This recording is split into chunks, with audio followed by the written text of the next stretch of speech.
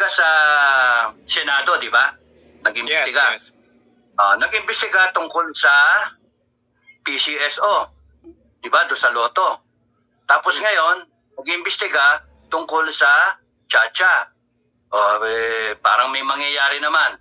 Tapos ngayon, natawa ako doon sa natuklasan ng Kongreso, bilyon-bilyon.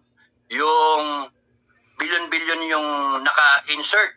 Diba? Merong insertion.